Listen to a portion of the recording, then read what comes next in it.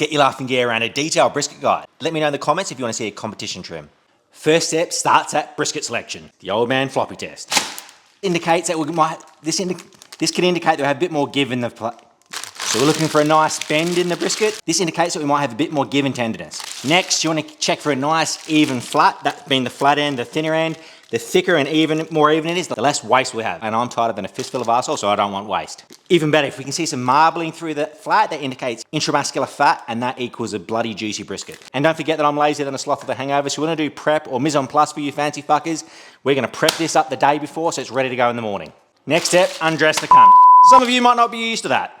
Now, because this will be slipperier than a brown steak that's had a fight with a tub of Vaseline, make sure you put a wet cloth or something underneath. That'll make your board grip to your bench like shit to a blanket. We want nice, thick, even flat, so we don't want any thin beef curtains here. So you're just gonna take your knife, we're gonna have a nice clean cut. We're gonna take all that edge off, give it a nice round edge, nice and aerodynamic. That'll allow the smoke to peel itself over the top. Nice deep cut, take off that edge.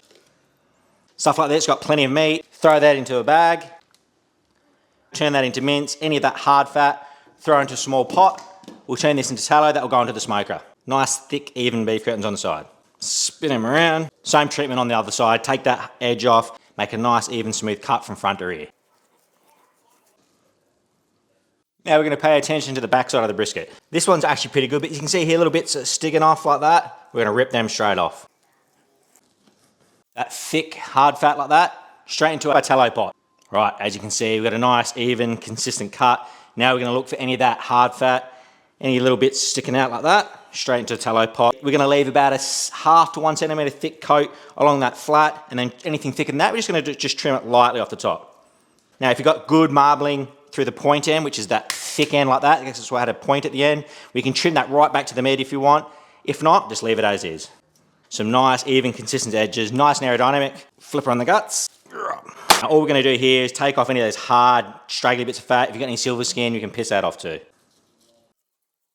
Right, so we're trimming from home. Don't have to get too bloody excited with this side. Fat cap up, fat cap down. Which side? Bloody depends on your smoker. If you've got, say, a bullet smoker or something like that, we've got heat coming directly from the bottom, you can go fat cap down, give it a bit of protection. If you've got an offset or pellet grill, much of muchness. Now, if you're inexperienced with slicing briskets, we can get ahead of the game while we're in the prep phase. You can see the striations of the fat running that way. That is the grain of the flat. Now, if you think you're going to forget which way to slice, because we're going to go like that for the flat, just nick that corner off, throw that into your trim. You'll know to slice that way once it's cooked. Now, it's at this point, in particular, if I was doing this brisket trim for competition, I would inject the crap out of it. You can go something simple, like just like a beef stock, just to get a little bit more of an oomph for flavour. Now that we've finished the trim phase, we've got some trim to turn into mince for some beautiful burgers. We can even use that with some hot links. Then we've got all of our fat. We're going to render down to tallow, then we're going to baste it at the end with it. Up to you, you can do your binder seasoning now. I'm just going to bang this in, wrap it up, bang it into the fridge. That will be the last step I have to do in the morning before we arc up the smoker. It's now 04:30. Let's get onto the rub. My personal preference is I use a binder, something like sriracha. Just that thin layer across all sides of the beef just helps the rub stick that little bit better. You might have seen some of my other videos doing comparison with or without sriracha. 2 rubs using today, coffee-based rub, award-winning Oz Dirt. Make sure you have one clean hand. So because this is going to be our backside of the brisket, we're going to do that first because that's going to go into the grate. Thin coat of the coffee base, then a thin coat of Oz Dirt over the top. From 50 to 60 centimetres high to get a nice even coverage.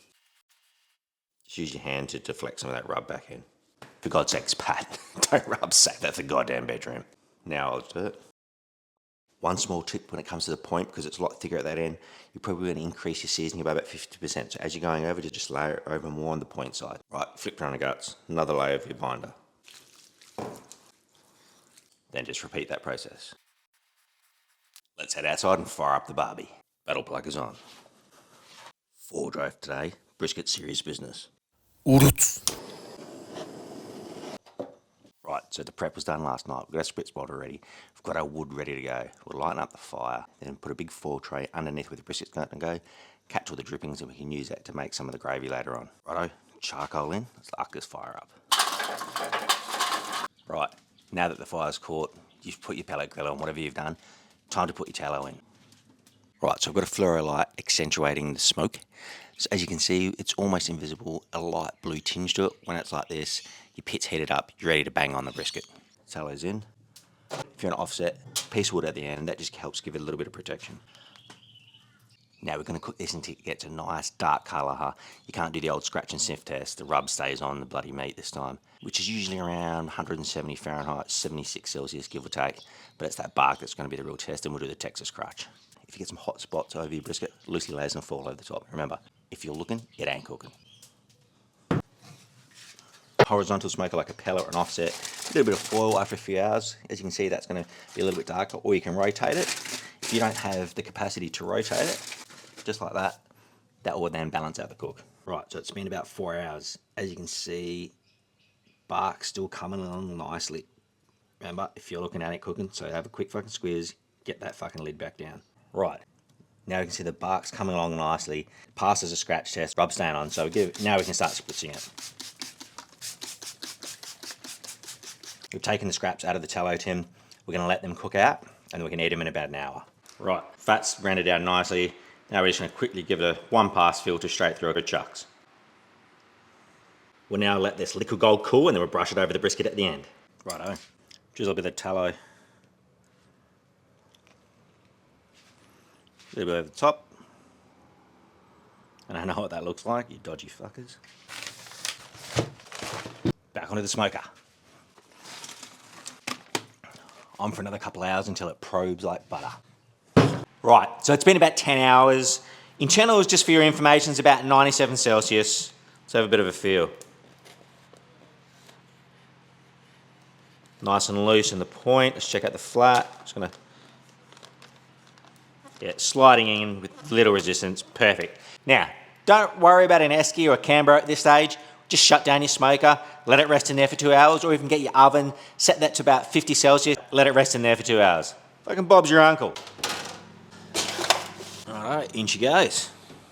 Just remember, we're going off feel. It should feel like warm apple pie. Now, so we don't risk overcooking the brisket, this is where we're going to tent it as well. Basically, we're just going to open up your butcher's paper or your foil, let some steam out for 10 minutes, wrap it back up, then we'll throw them back in. It's now rested for 2 hours. Let's get her undressed and slice her up. Check out the bloody jiggle. Now, remember that little corner that we fucking nicked off? We're going to cut against the grain when the flat just meets the point, like right there. That's where we're going to stop. We're going to slice all that way, then we're going to rotate 90 degrees, and we're going to slice all the way through. Now, if you slice into order, you got a party over, and have a little break, just rest it like that so it stops the meat from oxidizing. Turn them around 90 degrees, and slice like that. Now, ideally, you want it to bend around your finger at about finger width and just have a nice little bit of pull. It should come apart easy. Bang on for the flat. Then turn it into a pie that put a horn on a snail.